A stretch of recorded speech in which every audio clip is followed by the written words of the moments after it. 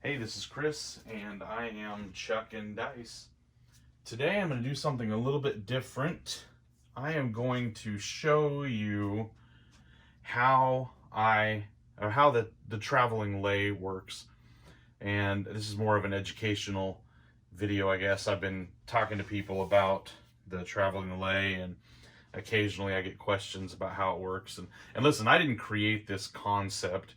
I know that Wager Me This had done a video on it before I did, and on a similar strategy. And who knows? I don't know where he got it from originally, but it's not like it's a brand new concept. But I have really taken a liking to it, and the more I play it over and over again, the more I get comfortable with it, and the more I like the fact that it really works for me most of the time. Now, I have had sessions where it's terrible. The other day I hit I hit a back-to-back number, back-to-back-to-back, and those are not good for this strategy. But there's always holes in every strategy. There's always a hole.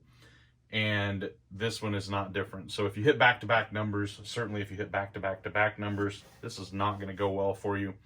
But I wanted to show you kind of more of a demonstration video, and I'll roll it out a little bit here in just a few minutes, but let me explain how the traveling lay works. So with the traveling lay, you do play the light side and the dark side, and so I usually start with a $10 pass line. A lot of the tables I play on have a $10 minimum, and so I'm going to start with a $10 pass line, and I'm going to establish the point.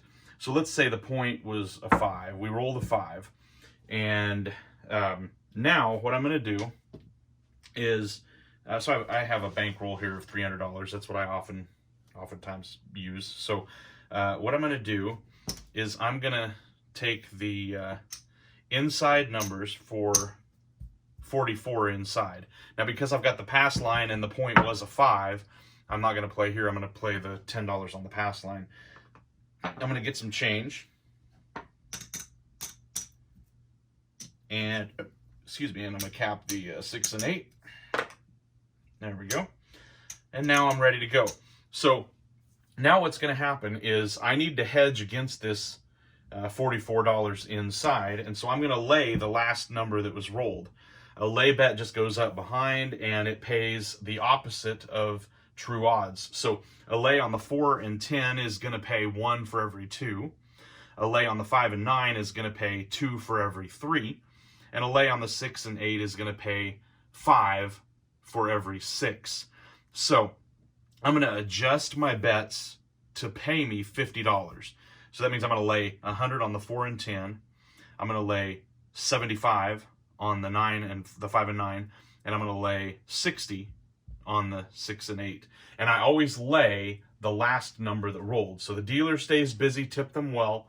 But in this case, I'm going to put $75 as a lay.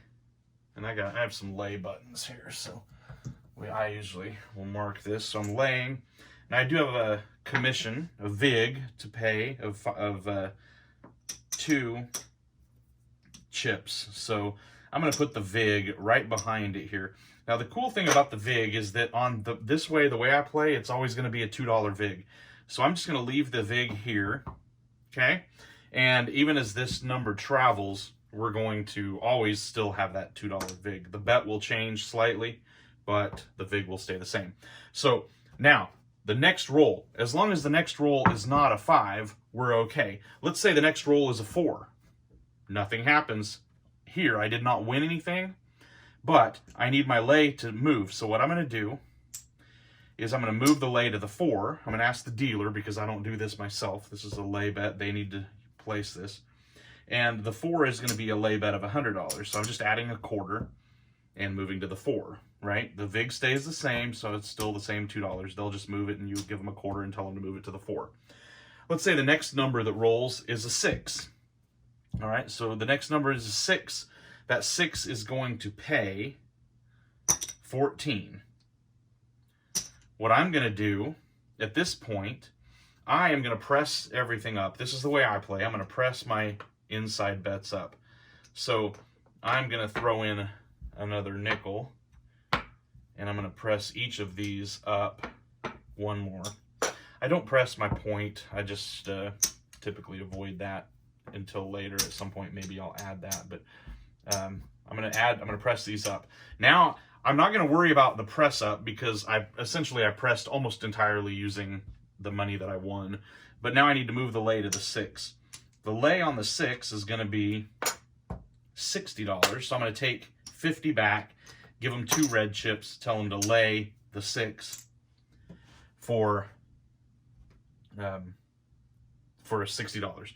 Now, the interesting thing is, as I go up on my place bets, I'm essentially hedging those numbers, those inside numbers, which are the most likely to hit anyway. So let's say right now, a 6 rolls. I've got 3 units on here. A 6 rolls again. I'm losing the lay, right? They're going to take the VIG, and they're going to take my $60. So I lost 60 plus the $2 VIG. However, I won. I have 3 units on here. They're going to pay me 21. So I usually press up all the way to 88 inside, and 88 wins. That would be 24 on each number. So if I did lose my place or my lay bet on a 6 or an 8 that had 4 units on it, I would lose 60 in my lay, and I would win 28. So I get to a point where I'm almost just losing half of what I would have lost if I had nothing here. But obviously on the 4 and 10 at this point, I lose the entire 100 and I got paid nothing. So there's always a risk. But again, I'm looking to avoid repeating the number. So I just continue moving the lay bet around. Again, 100 wins 50 on the 4 and 10, 75 wins 50 on the 5 and 9, and 60 wins 50 on the 6 and 8. So the more likely the number to roll, the less I'm risking on that roll. And again, I'm hoping to hit a bunch of these numbers, collect over and over again, and avoid hitting repeaters. And the repeats will come. They do happen. Most of the time when I've played this throughout an evening of playing, I will hit a repeat number a few times, 2 or 3 times. But the risk is well worth it against what I'm winning by playing those inside numbers. And this has worked whether I'm the shooter setting the dice or whether it's just a random roller. This strategy has seemed to work all the time. So let's do this. I'm going to roll this out. I moved my my bumper to this side so you can see it on the video. And I only have one bumper, and I just have it at the other end where I'm usually throwing. But let me reset all of this, and let's roll this out and see how this goes. So I am going to show you. Let's see, 1, 2, 3, 4, 5. So I need 2 more greens. All right. So we're going to do, this is $300 bankroll. We're going to do a $10 pass line. I'm just going to randomly roll here against this bumper and show you this strategy. So I'm starting with the $10 pass line. I always just let that work for me. And we got a 7 on the come out, so that's good. That's going to pay $10. Let that come out work for you. Move that out of the way. And we got a 6. All right, so 6 is the point. Now, because the 6 is an inside number, I'm going to avoid that, and I'm just going to play with the pass line being even money. I'm not going to put odds on the pass line at this point. I do need a $60 lay. They're going to take $2 in VIG, right? So I'm just going to put the VIG here. We'll know that that VIG is behind here. And we got $60 lay in that 6. We do not want to repeat the 6 now. That would be the worst thing to really happen at this point. And we did. All right, so that's Murphy, right? Repeat the 6. So the 6, in this situation, because it's the point, it's almost the worst case it could be, because I am just going to win $10 on the pass line, but I'm going to lose the 60 plus the VIG. That's about the worst case it could go. Now, I am going to just leave this here because at this point, the only thing I lost was the lay on the 6. The light side players are all happy at this point. So, a new come out. These are all off. And we move that out of the way. Looking for a new point. And we got a 7. So, 7 on the come out is going to win 6. And so far, or 10, we're not going to... Oh, here we go. Not doing so well showing this strategy. Let's get a point established. All right, we're back on that 6. this could just be one of those videos, right? Okay, so we're going to lay the 6. Oops, 2 units on the 6, or 60. And I need the VIG. I need some white chips. $2 for the VIG. And we are laying that 6. Now, we obviously don't want to roll the 6 again at this point. And we got an 8, 5, 3, 8. So the 8 is going to pay 14. And I'm going to throw in another nickel just to make it easier to get that sorted out. And then I'm going to put one more unit on the 5, 8, and 9. This lay needs to go to the 8 now. Same, because the 6 and 8 are the same lay, so you just ask them to move that lay bet over to the 8, and there we go. And we got a 7. Okay, so 7 out.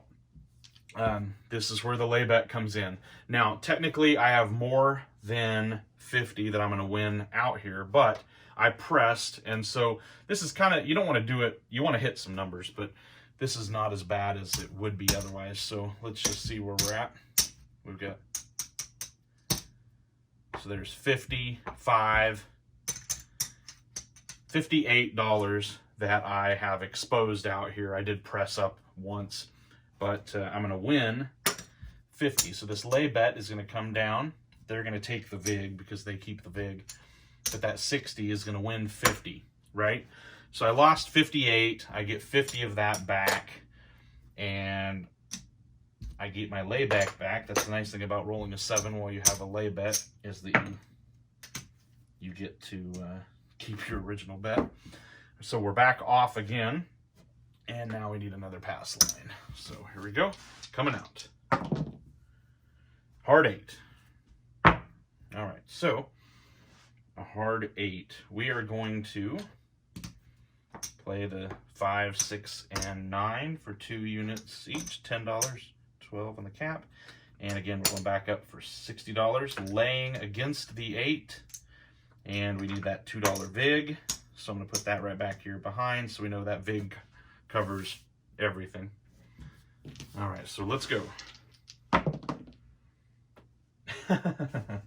Okay, this doesn't really happen when I'm playing, but today when I'm demoing it, of course it happens. That's an 8, 5, 3. And we are going to win on the pass line. We don't really want to hit the point again that quickly. We're going to lose the lay bet. They'll take the VIG. And I am not, at this point, able to show you this strategy very well. So let's, coming out. Let's keep playing here. Wow, right back on that 8.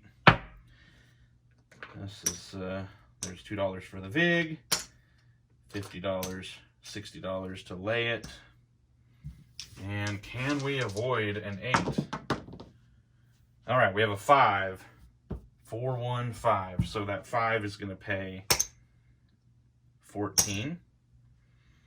And I'll do it this way. We'll cap that 6, add 1 unit each to the 5 and 9.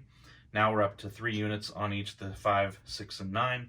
This lay comes over to the 5, and it's $75. So I switch out the 2 red chips for 1 green chip, and we're ready to go. We are laying the 5, and that's the one we want to avoid right now. Any other number is fine. 8. All right, so we hit the point. Now, the point is good at this point because the point is not being laid. It was not back-to-back rolled. So the point is hit. Oops. We're going to win $10 on the pass line. Again, if you put odds back there, it'd pay better, but I didn't. I usually just don't do that on the point until I'm up a little bit. So this lay did not hurt us. We are off, and now you've got a decision to make. What I usually do, because we're in the middle of a game, I go ahead and keep working. The 8 was the last number that hit, even though it was the point, and normally everything's reset. I'm going to go ahead and work. So what I'm going to do is move the lay over to the 6, and it goes from 75 back down to 60. Still have a $2 VIG, and we're working. Everything's going to be working on the come out, all right? And we got to go. Yo is going to pay us on the pass line, so that's okay. I'm going to win $10 there. And still coming out, still working. Everything's working. And we got a 10. Okay, so 10 is the point. And now what I'm going to do is I'm going to add. We are in the middle of this. I've got 3 units on, so I'm going to go ahead and add 3 units to the 8 just so it matches. I know I have to put some more money at risk, but now I'm moving the lay bet over to the 10, and at that point the 10 lay requires $100. So I've got 4 green chips on the 10, and I don't want to avoid. Now I want to avoid the 10 and hit the inside numbers. All right, we have a 9, 5, 4. That 9 with 3 units on it is going to pay 21. So I'm going to take that 21 and I'm going to press up all the inside numbers. I'm going to throw in $1 so we can cap the 6 and 8. Now I have 88 inside on all of these inside numbers. At this point, I want to keep rolling and avoid the, what number was that? That was a 9, right? Okay, so I want to avoid the 9 because now the 9 is the lay, and I'm taking 1 green chip back because I only need $75 laying the 9. I want to avoid that 9 for the next roll. 10, great. All right, so 10 is fine. We hit the point, so we're going off, and I'm going to win $10 on the pass line. That's peachy, all fine there. And again, we're going to work on the come out, so I need to move this lay back to the 10 because that was the last number rolled. I need to make it a $100 lay, and everything is working because we're in the middle of a round. Everything's going to work. All right, we have a 5, 3, 2. 5 is going to be the point, and I'm working, so that means I've got 4 units on here. So I'm going to pay 28. We'll move that over here. So 28, because I've got 4 units on here. That's a $28 win. Because the pass line and the point are now 5. This is where I'm going to go ahead and put some odds. So I'm going to put even odds. I'm going to pocket the rest. 5 is the point, or the last number rolled. So we're going to lay 75. So I'll take one of these green chips back. Now we're laying 75. I don't want to repeat the 5. All right. Well, we did. I don't know if you can see that red die clear up here in the corner. It is a 3, 2, 5. Because why not? I think that's more than I ever repeat numbers. Anyway, it is the point. Fortunately, I put some odds back there. So what's going to happen is I'm going to lose the $75 lay. I'm going to get paid $25 on the back side because I'm getting 2 up front and 3 in the back because that pays 3 to 2. So we'll take all of those chips and we'll rack them up. So I won 25 and I lost the 75. So yes, that's not ideal, but I did recoup a little bit of that. So now the 5 needs repeated because I hit it. So I'm going to go ahead and put 75 on the 5. They would take that VIG. I don't know if maybe I didn't do that earlier, but I need to replace the VIG when it loses because I have to put this back up. So, okay, so we're coming out, we're working, everything's working, and yeah, we're good to go. Coming out. 6, all right, 6 is the point. That 6 is going to pay 28. All right, I'm just going to rack that. And we need to move this lay over to the 8, and now the 75 becomes 60. All right. Oh, I am going to replace the 5. Sometimes this doesn't work out exactly right, especially as you get into this, but that's the way it goes. 8. 8 is the number rolled, so that 8 is going to win 28. And I'll just rack that. I don't go above 24. 88 inside is the most I usually will go before I stop. So, okay, so now 8 was the last number rolled. We're going to move from the 6 to the 8 because that's the same lay bet. And here we go. And we got a 6. Oh, this is not going well. All right, 6. So I did hit, oh wait, it was on the 8. I moved, sorry about that. Everything's good. 6 is perfect, and especially because I have the pass line and I still left my place bet up there. So sometimes I'll do that. It just kind of depends on how things are going. But so 6 is good. 6 is the point, and I'm going to get, well, let's just do I'm going to get paid 10 for the pass line, and I'm going to get paid 28 for the 6. And we'll just take all of this and rack it. Okay, now 6 was the last number rolled, so I'm going to move the lay to the 6. We're still good because we haven't hit that repeater, and we're going to work it. Everything is on.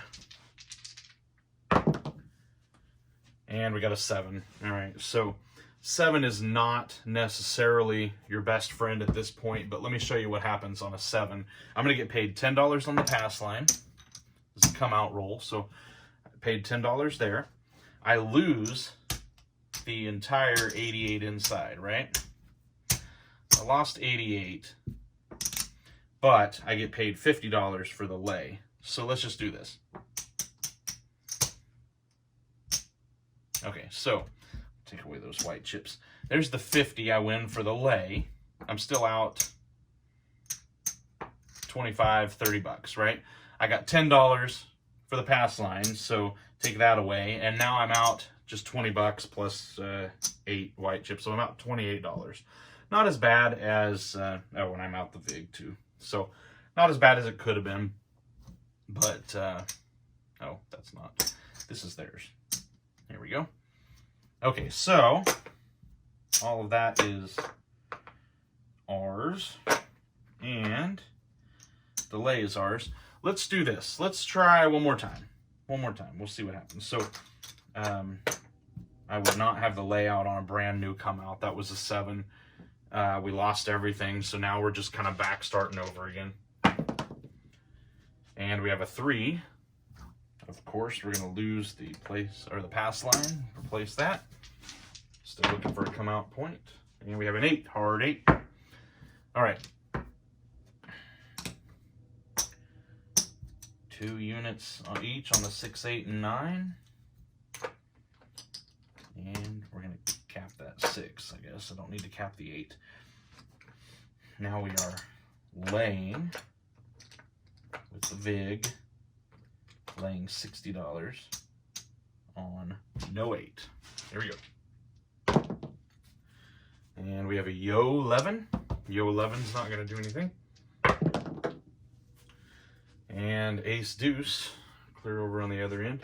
Oh, I just realized I forgot to teach something here. So if a horn number rolls, usually what I do is just turn all of this off. I could leave it, and I just did, and it didn't hurt me, but now I rolled an Ace Deuce. I've got 2 horn bets, so that means there's 2 numbers rolled between the last time I laid the 8.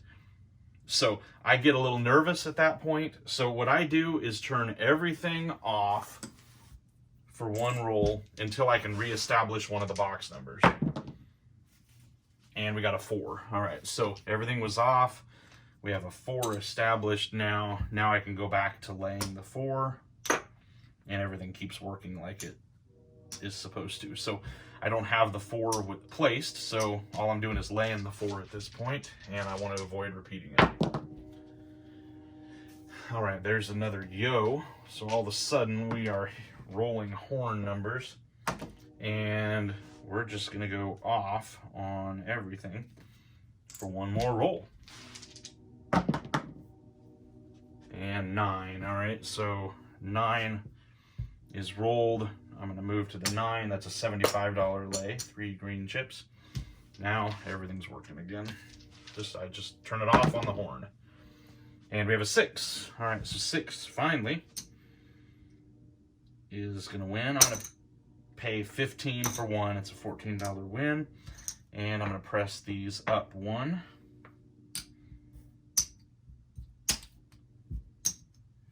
One unit each, and now we're going to the 6, which is a $50 lay. Keeping that vig.